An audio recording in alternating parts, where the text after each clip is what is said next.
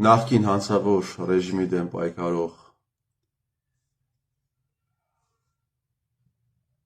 պայքարած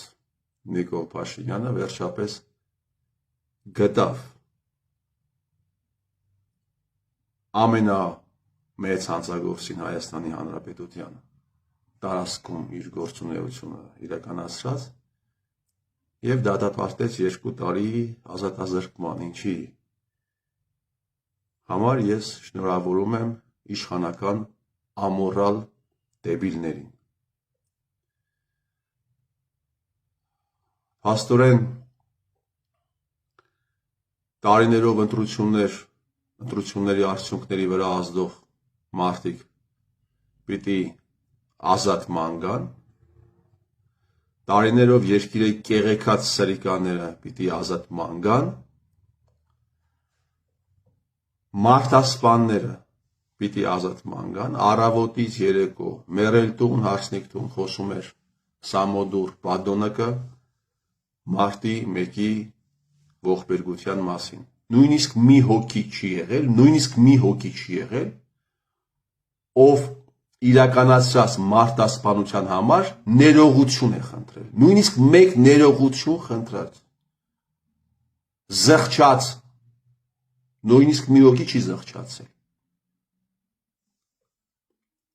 կոմվեյերի վրա դրած զինվորական գրքույկներ են վաճառել, բոլորը ազատման են գալիս, բոլորը,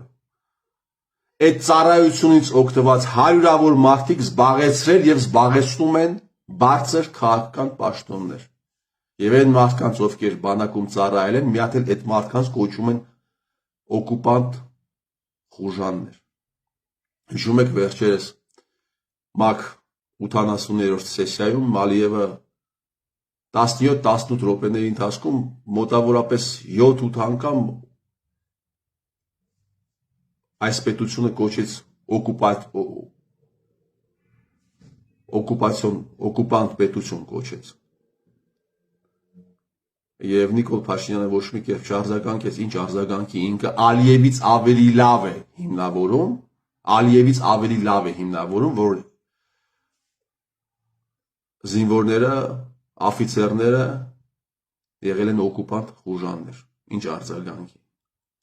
Այսպիսի ամորալ իրադարձություններ են տեղի ունեցել Հայաստանի Հանրապետությունում տասնամյակներ շարունակ եւ այդ իրադարձությունների հեղինակները շատ հստակ են, ունեն անուն, ունեն ազգանուն, ունեն հասցե, ինչ որ կազմակերպություններ, ինչ որ կուսակցություններ են ներկայացնում եւ իրենք ազատության մեջ են եւ իշխանությունը ձերբակալեց, կալանավորեց, հանցագործ ճանաչեց Միքայել arczepiskopos Աջապահյանին։ Ինչպես կոչես այդ պետությունը, հարգելի բարեկամներ։ Ինչպես կոչենք այս պետությունը։ Մենք մի օր վերջը պիտի չէ հանդիպենք, Հայաստանը շատ փոքր երկիր է, մենք մի օր հանդիպելու ենք, չէ, ասենք իշխանական նաև մարդկանց հետ միտեղ կհանդիպենք եւ այս հարցը բացի այս ձևաչափով բարձրացնելուց նաև պիտի այս հարցը բարձրացնենք նայելով դրանց աչքերին։ Թե ինչպես է ստացվում, որ իրական հանցագործները,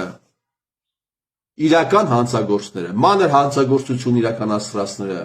մասշտաբային հանցագործություն իրականացրածները ազատության մեջ են, բայց դատապարտվել է Միքայել arczepiskopos Աջապահյանը։ Այդ ինչպես է ստացվում։ Այս երևույթը խոսում է նրա մասին, հարգելի բարեկամներ, այս երևույթը եւս մեկ անգամ ապացուցում է, որ Հայաստանի Հանրապետությունը բոզանոց է։ Ես նկատի չունեմ բարի սեռական ենթատեքստը, ես նկատի ունեմ մորալ օրենքների զուրկ մարդկանց կողմից ղեկավարվող մի կազմակերպություն։ Բացարձակապես մորալ օրենքների զուրկ մարդկանց կողմից ղեկավարվող մի կազմակերպություն, որը նույնիսկ դժվար է անվանել պետություն։ շատ դժվար է անվանել պետություն, որը ինքնիշխան չէ,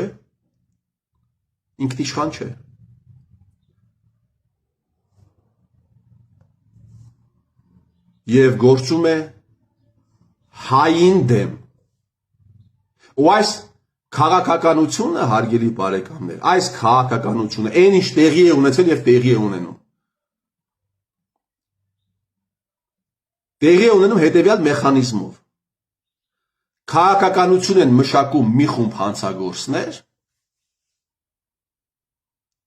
որոնք կոչվում են քաղաքական իշխանություններ, այսպես կոչված քաղաքականը։ Իսպանիայում միջին դարերում Կամարիլիայի անդամներ էին ասում, այն մարդկանց, ովքեր որոշումներ են կայացնում եւ ստվերում են։ Կամ մի մասը ստվերում են, մի մասը հրապարակային ճանաչում են այդ մարդկանց։ Եթե այդ անալոգիայով մոտենանք, Հայաստանի Հանրապետությունում Կամարիլիան նշանակել է սենյակ։ Եթե այդ անալոգիայով մոտենանք, Հայաստանի Հանրապետությունում էլ պետք է ասենք ոչ թե Կամարիլիայի անդամներ, այլ Կապտյորկայի անդամներ։ Կապտյորկայի անդամները, որոնց մի մասին մենք ճանաչում ենք, որովհետև օֆիցիալ պաշտոններ են զբաղեցնում, մի մասին մենք չենք ճանաչում, կամ ճանաչում ենք, չենք ենթադրում, որ ինքը Կապտյորկայի անդամ է։ Իրենք կայացնում են որոշումներ, եւ այդ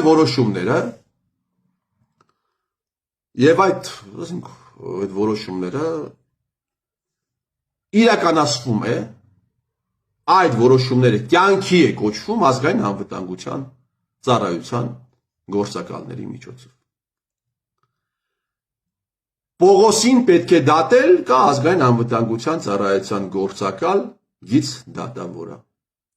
Պետրոսին պետք է սպանել, կա ազգային անվտանգության ծառայության գործակալ գիծ մարտասպանը։ Մարտիրոսից պետք է հարցազրույց վերցնել, կա ազգային անվտանգության ծառայության գործակալ գիծ լրագրող։ Այդ հարցազրույցը պետք է խմբագրել, կա ազգային անվտանգության ծառայության գործակալ գիծ խմբագիրը։ Ինչ որ մեկի վրա պետք է ճշտում բանեցնել, կա ազգային անվտանգության ծառայության գործակալ գիծ քրեական հեղինակությունը։ Եվ այսպես շարունակ, հարգելի բարեկամներ։ Վճիրը կտան այդ համակարգի միջից ֆաքսով կուղարկեն դատավորին, ինքը կկարդա։ Այսպես է գործել Հայաստանի Հանրապետության արտահայտությունը եւ այդպես է գործում մինչև հիմա։ Եվ սա մեծ հանցագործություն է հայ ազգի նկատմամբ։ Սև գործ կա անելու, սև գործ կա անելու, կեղտոտ գործ կա անելու։ Իրականացնեն հեղափոխություն, որը կգլխավորի ազգային անվտանգության ծառայության գործակալ գիծ հեղափոխականը։ Եվ ինքը այդ գործը գլուխ կբերի։ Ուշային գլուխ կբերի, նա կգերակատարի այդ գործը։ Այս մեխանիզմն է գործել եւ գործում։ Եվ այն մարդիկ, ովքեր հայտ են ներկայացնում քաղաքականությամբ զբաղվելու եւ կապ չունեն այս համակարգերի հետ, հեռու են, այդպիսի մարդիկ քիչ են, դες ասեմ, այդպիսի մարդիկ քիչ են։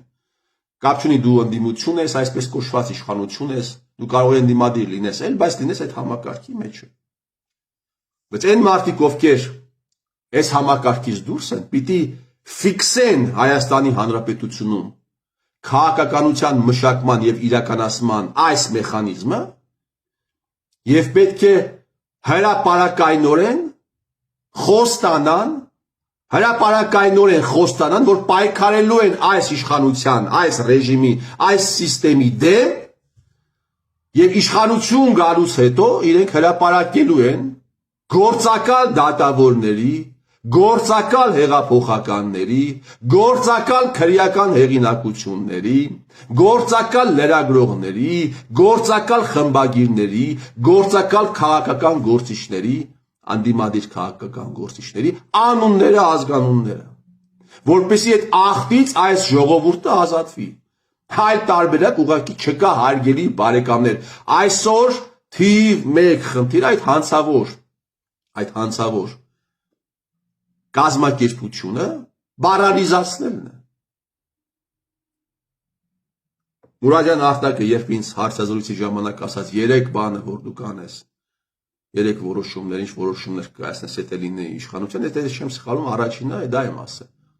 Պիտի լինի լուստրացիա։ Այն անձինք, ովքեր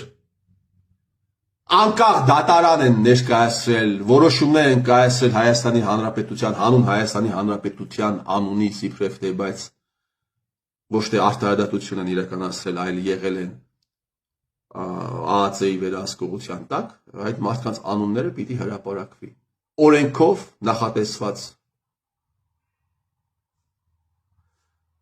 լրիվ օրինական, լրիվ արտար ձևով պիտի իրականացվի այդ գործընթացը եւ այդ մարդիկ պիտի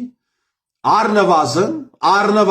հանրային պարսավանքի ենթարկվեն եւ ես նաեւ ակնկալում եմ, որ այդ մարդիկ պիտի կանգնեն արտահայտության առաջ։ Պետք է տեղի ունենա նաեւ փոխհատուցում։ Հատուցում պետք է տեղի ունենա։ Անպայման։ Եթե այս ամենը տեղի չի ունենում, հարգելի բարեկամներ, մնացածը սա մինիմալ, բայց ոչ բավարար պայմանն է, որ այս հողի վրա արև բացվի եւ մարդիկ սկսեն շնչել։ Եթե չկա այս ամենը, տնտեսական քաղաքականություն, առողջապահության ոլորտում անվտանգային ինչ-որ հարցեր անիմաստ է, ամբողջապես անիմաստ է։ Պիտի ելի եմ կրկնում ազգային անվտանգության ծառայության ենթակայության տակ գործող պատդոնկների անունները, ես չեմ ասում բոլորի, մարդ է եղել, միգուցե ուզեցել է անարդարության դեմ պայքարել եւ ինչ որ ասենք իր անունն էլ կա այդտեղ, բայց այն մարդիկ, ովքեր քաղաքականությամբ են զբաղվել, այն մարդիկ, ովքեր դատական իշխանությունն են ներկայացրել, ովքեր քրեական այսպես կոչված իշխանություն են ներկայացրել եւ ովքեր 4-րդ իշխանությունն են ներկայացրել եւ եղել են այդտեղ այդ ցուցակների մեջ են այդ մարդիկ շատ վատ բան են արել եւ անում եւ այդ մարդկանց անունները պիտի հրապարակվի քաղաքականությամբ զբաղվող հարգելի բարեկամներ մտածեք այս թեմայի վերաբերյալ եւ արտահայտվեք այս թեմայի շուրջ ներկայացրեք պահանջ